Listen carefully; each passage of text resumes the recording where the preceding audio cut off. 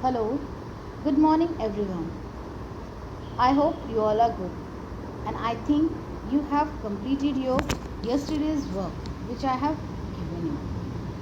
Just a recap of yesterday's topic that was heterogeneous heterotopic nutrition, and in that under that four types of nutrition we are going to study. Two of them we have already studied, that was parasitic plants and other was saprophytic plants. Parasitic plants are those which live in or in other living organisms and derive their food from them. They are called parasites. And saprophytes are those plants which live on dead and decaying matter and derive their food from it. They are called saprophytes. Best example of parasite was Cascata, being a total parasite, and partial parasitic plants was Mistletoe. Clear? Saprophytes best examples were fungi and nitrogen. Now we are going to study about insectivorous. From the word insectivorous, you can understand that name of some insects are connected to this type of plant. Some green plants which grow in nitrogen deficient soil. Nitrogen deficient soil, what does this word mean? Actually, this word means that the soil does not contain proper amount of nitrogen. I know that you all knows about nitrogen fixation, which is very important at the time of the growth for plants. So this green plants named as insectivorous, they used to grow in that type of nitrogen deficient soil which have a unique mode of nutrition to fulfill their nitrogen requirements. They have modified some of their body parts to trap insects and digest them for their nitrogen nutrition. And such type of plants are called insectivorous, like peacho plant and Venus flytrap, bludderwood. I think you have all seen this such examples and you are reading from your last few classes.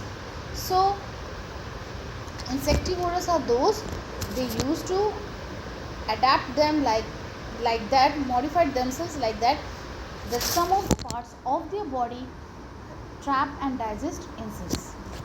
Clear? The next page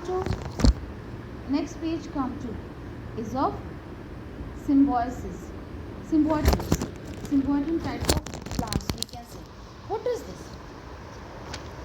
This is a relationship between two organisms where both benefit and is called symbiosis. This is a type of relation or an association in which two types of organisms meet. They both benefit each other. They used to get both of them and forms a relationship that is called the symbiosis, and such organisms are called symbiotants. Like example we can say lichen. Lichen is a such association in which algae, that is an autotroph, and fungi, that is an saprophyte, both together benefits each other and forms a new plant, that is lichen. The green algae prepares the food, but the fungi absorbs water and mineral salts to supply to the algae. Certain fungi live in the roots of trees, and the tree provides nutrients to the fungus.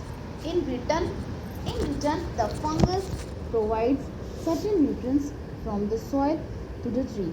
That means this type of association used to have must benefit onto the both of them, because the green algae here prepares the food and the fungi absorbs water and mineral salts which supplies to the algae. Here what happens, as an autotroph, as being algae and autotroph used to prepare food, and part of it also can be consumed by fungi, as it supplies water and mineral salts from the root to algae. So this type of fungi usually lives in the root of the soil, from where it absorbs such things and just forward to algae, which are green. As being green, you know that green pigment, usually that green pigment type plants can form, prepare their food on themselves. That is the reason why they can form. So the tree fungus provides certain nutrients from the soil to the tree. Now the next comes how nutrients are replenished in the soil. What do you know by the word re? Just what the word replenished mean? In one sentence I can make you understand. Replenished means is that the place which is used by us or used by anybody that who decreases its, we can say, formation, the fertility of that area, and is used up, and now we are going to fulfill it with a new work. So that is called replenished, a new full, again to make it a new full. Plants get their mineral nutrients from the soil. If plants and crops are grown continuously year after year, the soil loses its fertility and becomes poorer in nutrients. As a result, the yield of crops goes on decreasing. Farmers apply manures and fertilizers to their fields to increase the fertility of the soil. So what happens here? You know very well, farmers are just related to the field, as they have a work of agriculture only. So what has plants get their mineral salts from the soil itself. Year on year they used to, we can say, grow different types of we can say different types of crops. So what happens, as they are growing continuously year after year, so the soil loses its fertility and becomes poorer in nutrients. वही चीज़ हम continuously कोई चीज़ लगातार use करते तो कभी तो वो ख़राब हो जाती है, उसे ठीक करने के लिए फिर हमें कुछ करना भी तो पड़ता है उसे. That is why as a result of that the yield of crops goes on decreasing. इसीलिए क्या होता है, अगर न्यूट्रिएंट्स सॉइल में धीरे धीरे कम हो जाएंगी तो जो क्रॉप प्रोडक्शन है वो भी कम हो जाएगा, उनकी भी क्वांटिटी वो लेसर होगी. इसीलिए इसी चीज़ को देखते हुए farmers used to apply manures and fertilizers to the field to increase the fertility of soil. So what happens when they add the means we can say manure and fertilizers to soil, it replenishes the nutrients in the soil. तो उस वक्त क्या होता है, अगर farmers ये manures और fertilisers add करते हैं सॉइल में, तो एक तरह से सॉइल न्यू कम बैक हो जाता है. Maybe we can get more crops in quantity, more number of quantity. So what are the main points or methods to replenish the nutrients? They are that the nutrients in the soil can be replenished by adopting following methods. First, by using manures. Second, by applying fertilizers. Third, by crop rotation method. And fourth, by growing leguminous plants. Leguminous, we can say that, what are leguminous plants? Don't you know what is leguminous crops? Okay, I'm just going to say you what are leguminous crops. These are those types of crops when they are grown within the field, they used to enhance the fertility of the soil, and just that their small nodes absorbs the nitrogen from the soil and fixes it firmly to the soil, so that the crop production would be more. And all types of pulses, we can say, are leguminous plants. So now you have understood what are the different methods to replenish the nutrients in the soil. First, by using manures. Second, by applying fertilizers. Third, by crop rotation method. Fourth, by growing leguminous crops. So these are the four important points that must be known by you. And the next is, there is also a natural way by which nutrients are replenished in the soil. Natural way means naturally how we can do or replenish. These are previously which we have read out. It's a previously which we have read. It's a we can say some different types of methods by adding we can do, but natural way means how animals or other plants can do also. We are going to read out now. See, saprophytes, you know what are saprophytes? These are saprophytes act upon dead and decaying matter and break into simpler substances. You know, they used to dissolve the simpler substances and prepare a liquid which is used by the other organisms. Yeah, in the same way, what happens as bacteria breaks down protein from dead plants and minerals into nitrates, and these nitrates are absorbed by the plant roots to build new amino acids and proteins.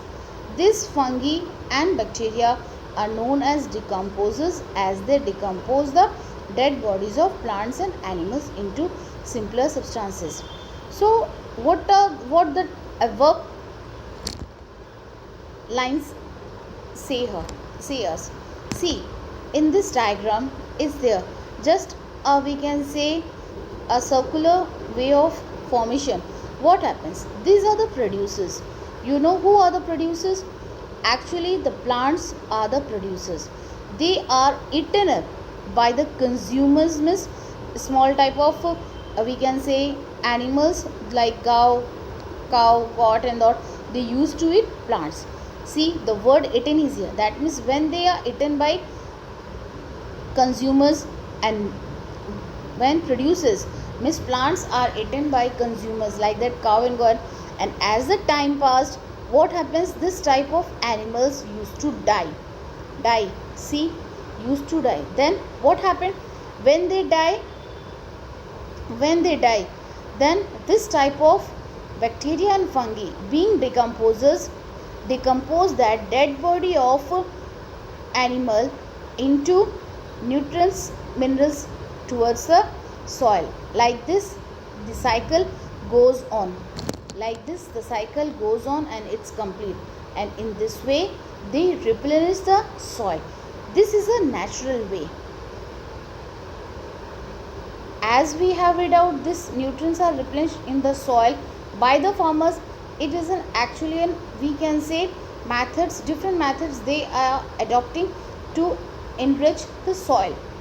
Means to nutrients they must be replaced with a new types of nutrients so that the crop production must be clear, and in this way and in this form is a natural way by which also saprophytes and decomposers help out to replenish the soil. So I think it's clear up till here for you all. There would be no problem for you. If you have any doubt, you can ask me. I am there to help you. Come on to next page. Now today's your work. What you all are going to do? You all have taken your books and notebooks, so there is no way to make you say again and again that you all have to take your notebooks. And those who haven't taken, please purchase from your school campus, so it will be easier for you to complete your work. Now let's start our question session. First is the tick the right option. All living organisms need food to eat. The options are get energy, sleep, get angry, none of this. What would be the right answer? Do you know? Okay, I am saying get energy is the right answer. Clear? Number second, all life process require energy. It is obtained through respiration or excretion. Number B option, nutrition and respiration. Number C, excretion and digestion. Number 4, nutrition and excretion. The right answer is nutrition and respiration. Have you got? Now number 3. The green pigment found in leaves of a plant is, I know everyone knows about this answer, and is actually number A option, chlorophyll. Now number 4. Which one of the following is a parasite? I have already said you about the example. Mushroom is not the example. Dodder is not the example. Peacher plant is an example of insectivorous. The left out is fungi. Option number C is the right answer for parasite. Green plants are at the start of the chapter. I have said you only that autotrophic nutrition is that depends upon only green plants, as they are called option number D, autotrophs. Actually, this is the right answer. Number D is the right answer, that is autotrophs. So, today we have completed our tick the right options, correct options. Now tomorrow we are going to take our chapter further. But you have to complete this, tick the right options with a good handwriting in your notebook. Have a nice day, and tomorrow again there will be a new lecture for you with your other question session.